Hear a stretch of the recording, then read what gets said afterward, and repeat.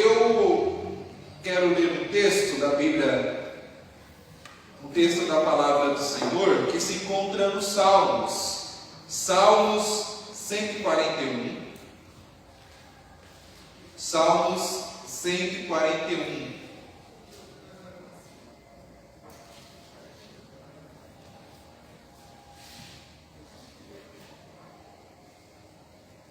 É o salmo onde Davi clama a Deus a favor da sua preservação em meio à tentação, em meio às dificuldades.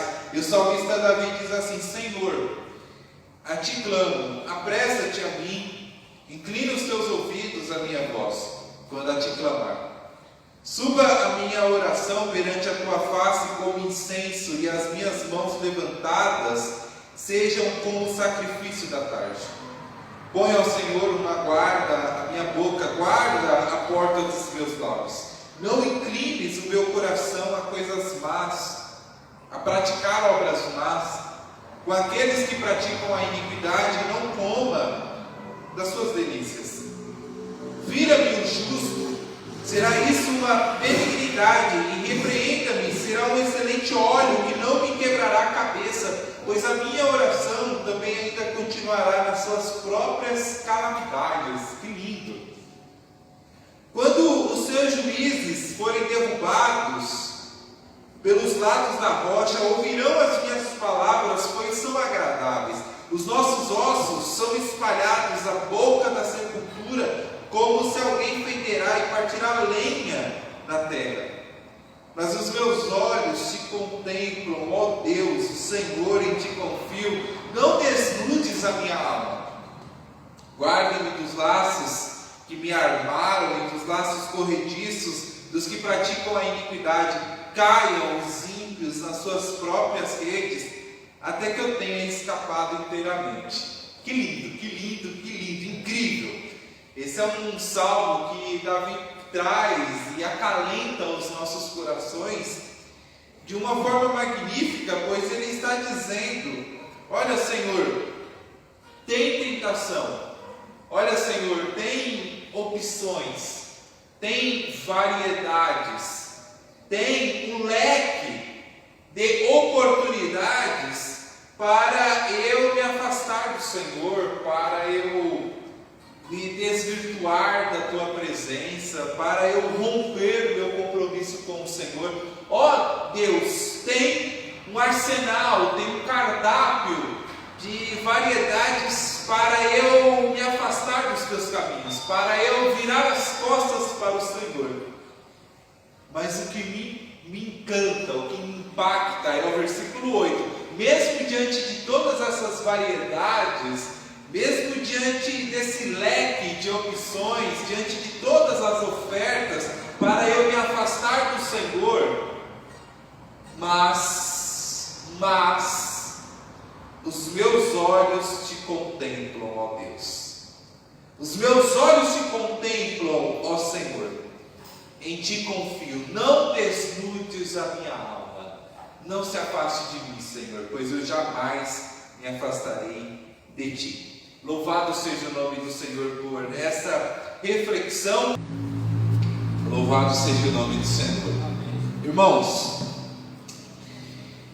orar é algo extremamente importante e necessário para as nossas vidas. Quando nós lemos a Bíblia Sagrada, especialmente no livro do Atos dos Apóstolos, porque o que é o livro do Atos dos Apóstolos? O livro do Atos dos Apóstolos é um livro onde vai falar da expansão da igreja. Porque agora nos evangelhos, Cristo já ressuscitou e Cristo foi elevado aos céus. E agora, no livro de Atos, inicia-se o processo de avanço, a evangelização, o processo de avanço da obra missionária. Então, o livro de Atos dos Apóstolos é o livro do começo da igreja, É o livro que narra, é o livro que vai falar como a igreja se expandiu, como a igreja cresceu, como a igreja avançou, como a igreja se desenvolveu. E no livro de Atos dos Apóstolos eu consigo enxergar, eu consigo visualizar algumas marcas, algumas atitudes que fez com que a igreja de Antioquia, a igreja de Jerusalém, a igreja do primeiro século chegasse até os dias de hoje. Hoje nós temos um compêndio enorme de igrejas.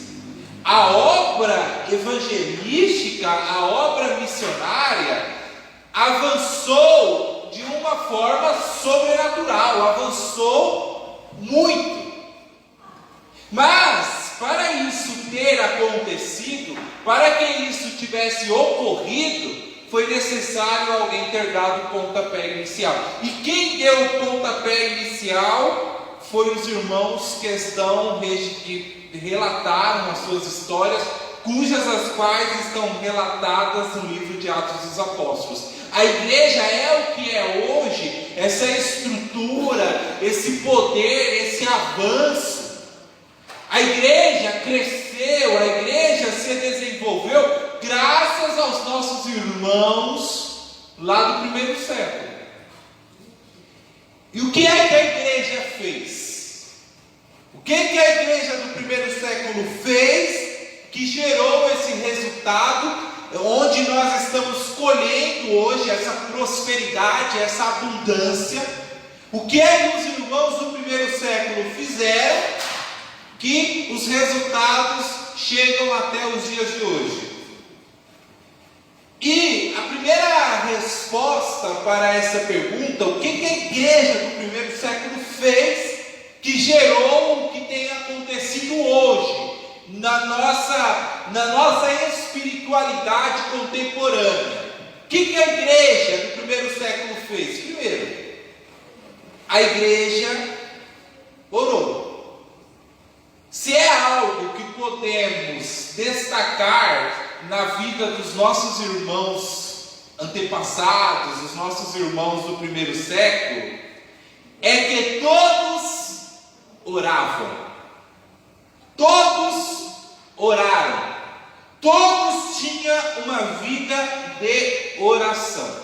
Se lermos Atos dos Apóstolos, capítulo 1, versículo de número 14, a Bíblia diz assim, todos estes perseveravam unanimemente em oração e súplicas com as mulheres e Maria, mãe de Jesus, e com seus irmãos. A igreja cresceu, a igreja desenvolveu-se, a igreja avançou, a igreja progrediu, porque todos oravam. Todos tinham uma inquietação acerca da oração. Por isso todos buscavam orar ao Senhor. Todos buscavam se aproximar de Deus. Todos buscavam falar com Deus.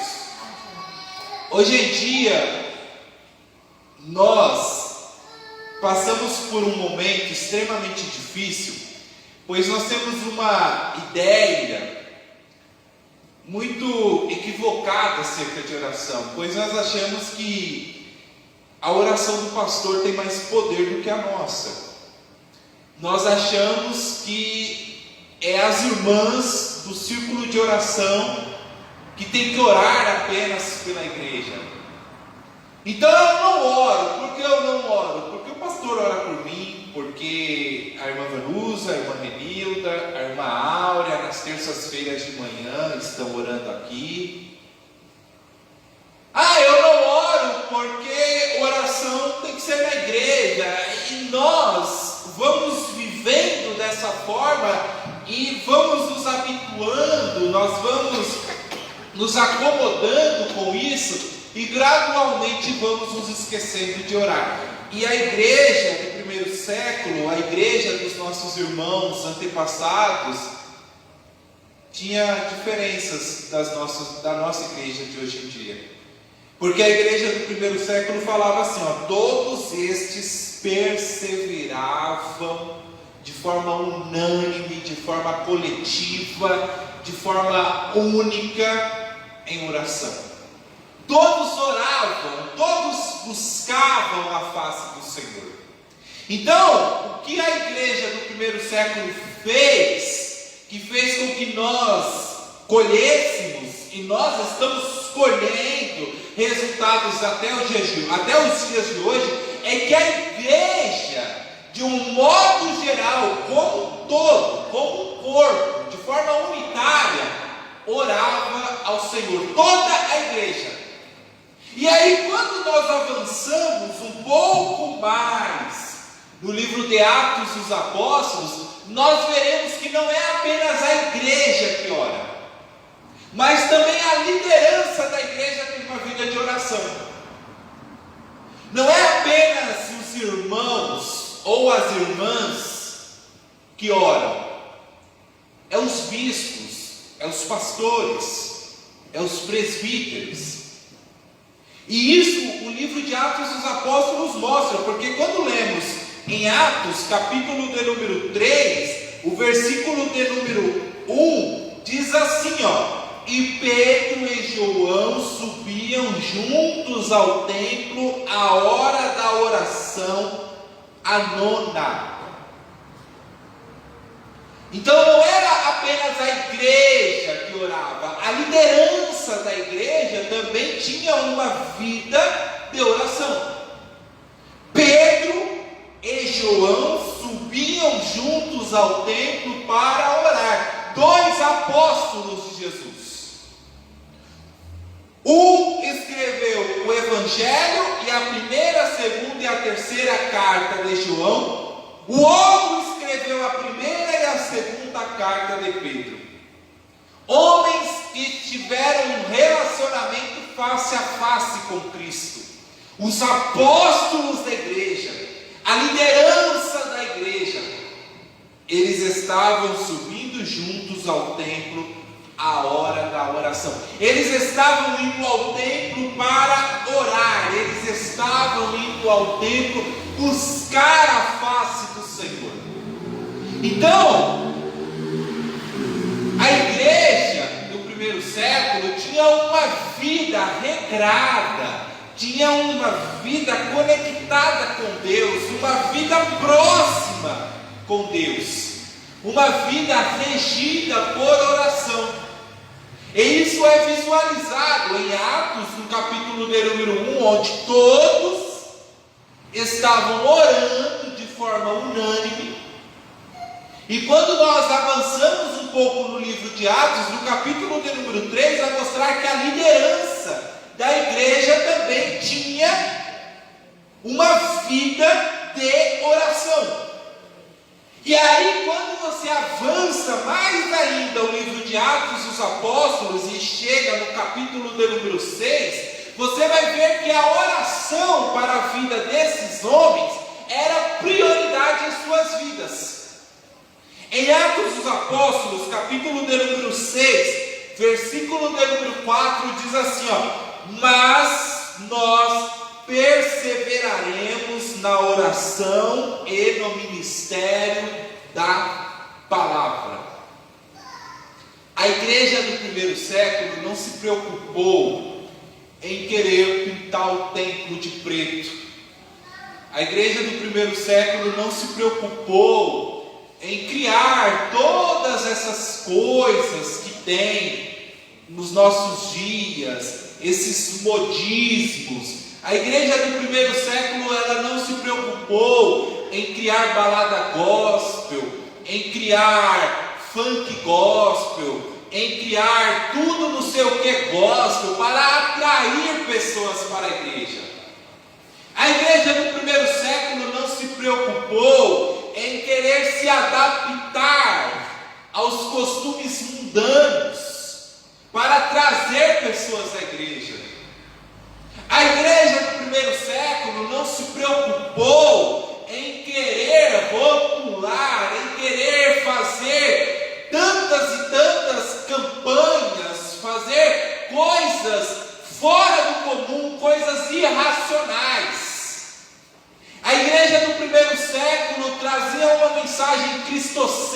técnica. A igreja do primeiro século não estava preocupada com a faixa da igreja. Não, a igreja do primeiro século priorizava a oração. A igreja do primeiro século priorizava relacionamento com Deus. A igreja do primeiro século priorizava comunhão com Deus. A igreja do primeiro século se preocupava em se aproximar de Deus. Isso é muito sério, pois nós estamos vivendo em um tempo onde as pessoas têm criado diversos caminhos. Elas acham, elas criam algumas noções acerca de Deus e querem trazer isso para a igreja, e isso é algo extremamente complicado.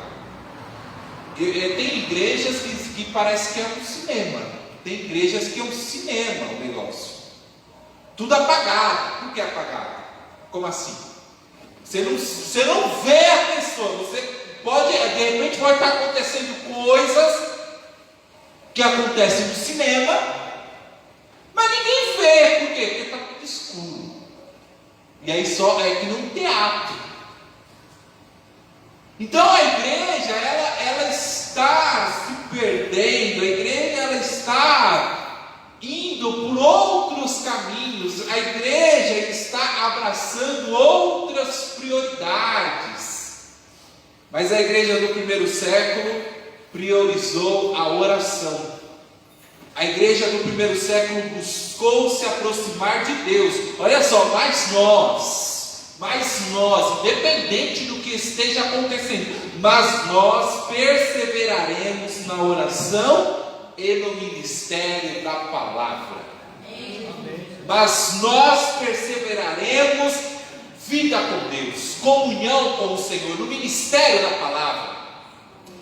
Eu falo bastante, eu converso muito com o Samuel e eu falo com ele umas coisas. Eu falo assim: olha, Samuel, e eu falo aqui para a igreja também, para a igreja crescer, irmãos, para a igreja se desenvolver, nós não precisamos fazer coisas assim aterrissadoras, nós não precisamos mover o bairro, fazer essas coisas assim, não. Na minha visão, o que faz a igreja crescer é comunhão, vida com Deus e pregação da palavra, ensinamento bíblico, ensinamento doutrinário. O que faz uma igreja crescer é comunhão entre os irmãos e ensinamento bíblico, ensinamento doutrinário, pregação da palavra. Nós, como pastores, temos que alimentar o povo espiritualmente, trazer ensinamento bíblico. Isso faz com que a pessoa se cative, isso faz com que a pessoa se aproxime da igreja. E quando ela se aproxima da igreja, ela cria laços de amizade com os outros irmãos. Então a igreja cresce, não é por meio de fantasias, pinturas, etc. Não, a igreja cresce com vida com Deus. Oração, aproximação do Senhor. E aí, quando a igreja abraça a oração como prioridade na sua vida, acontecem dois resultados. O primeiro resultado está lá em Atos dos Apóstolos, capítulo de número 4, versículo de número 31. Quando a igreja decide orar, quando a igreja decide buscar ao Senhor, a Bíblia diz assim, e tendo orado, moveu-se o lugar em que estavam reunidos, e todos foram cheios do Espírito Santo e anunciavam com ousadia a palavra de Deus. Então, quando a igreja ora, o Espírito Santo atua. Quando a igreja ora, Deus opera, o Espírito Santo se move. Quando a igreja busca o Senhor, as comportas do céu se abrem, o poder de Deus se manifesta. Esse é o primeiro resultado. A igreja que é focada, que assume como prioridade na sua vida a oração, recebe a ação de Deus na sua vida. O Espírito Santo atua, o Espírito Santo trabalha. E o segundo resultado está lá em Atos dos Apóstolos, capítulo de número 9 e o versículo de número 11. O que vai acontecer? Conversões acontecem. Em Atos, capítulo de número 9, versículo 11, diz assim: e disse-lhe o Senhor: levanta-te e vai à rua chamada direita, e pergunta em casa de Judas por um homem, Tarso, chamado Saulo, pois eis que ele está orando. Quem é? O que Deus fez? Deus converteu, Deus transformou Saulo para Paulo. De perseguidor, ele agora passa a ser perseguido. Uma das pessoas mais influentes do Evangelho. A segunda mais importante do Novo Testamento, perder apenas para Cristo, é o apóstolo Paulo. E sabe o que é isso daqui? Sabe o que é essa transformação? É resultado da oração dos irmãos lá atrás, o capítulo 1, capítulo 2, capítulo 3. É o resultado de Pedro e João quando foram subindo ao templo para orar. É o resultado daquele corpo de irmãos que estavam orando, e aí veio o Espírito Santo sobre eles, e eles começaram a falar em línguas. É o resultado da igreja que ora. Quando a igreja ora, o Espírito Santo atua. Quando a igreja ora, o Espírito Santo trabalha, e pessoas se convertem. Pessoas são batizadas, pessoas conhecem Cristo. A igreja não precisa de modismos, a igreja não precisa de adaptações, a igreja não precisa de funk gospel, a igreja não precisa desses negócios gospel que é criado hoje em dia. A igreja precisa de oração, a igreja precisa de vida com Deus. Eu estava segunda-feira, e às vezes à noite assim, você está sem sono, você começa a ver uns negócios na internet, e aí eu entrei na internet, eu vi lá um funk gospel, não, é funk, nem sei o que era aquilo, e aí estava cantando assim, ó, só as obreiras,